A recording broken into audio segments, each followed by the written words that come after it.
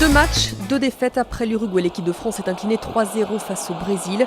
Malgré une certaine résistance en première période, les joueurs de Didier Deschamps ont craqué après la pause.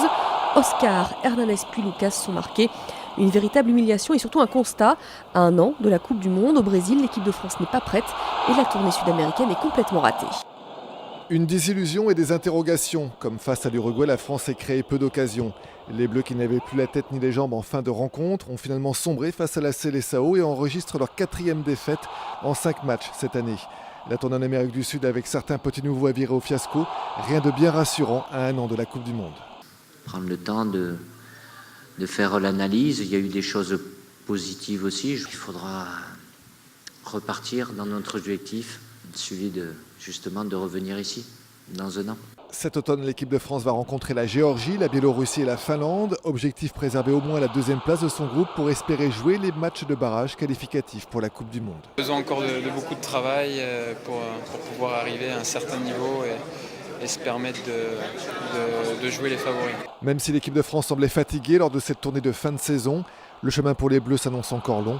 Souhaitons que la gifle reçue par le Brésil leur serve de leçon.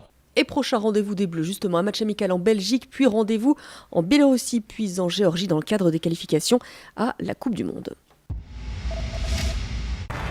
Le prince de Paris, c'est vraiment lui. Rafael Nadal a remporté pour la 8e fois Roland-Garros. C'est Usain Bolt qui lui a remis son trophée. Nadal qui a battu en finale son compatriote David Ferrer en 3 petits sets. 6-3, 6-2, 6-3.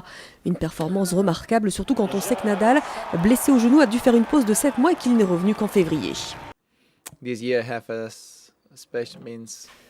Cette année signifie quelque chose de spécial pour moi. Il y a 5 mois, mon équipe et moi, nous n'aurions jamais imaginé tout ça, car on pensait cela impossible. C'est vraiment fantastique, incroyable. Je suis donc très heureux de revivre de telles émotions. Et la finale a été un peu perturbée par des opposants au mariage pour tous. Vous le voyez, un homme est même rentré sur le court central avec des fumigènes.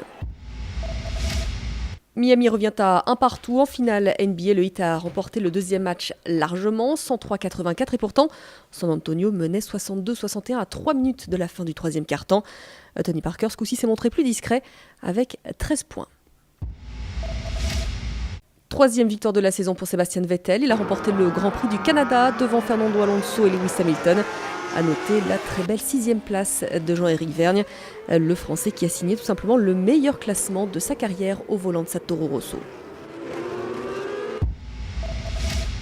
Le favori du tour, c'est lui, Christopher Froome. Il a remporté hier le Dauphiné libéré. Le Britannique a largement dominé Alberto Contador. L'Espagnol termine à plus de 4 minutes 30 de Froome.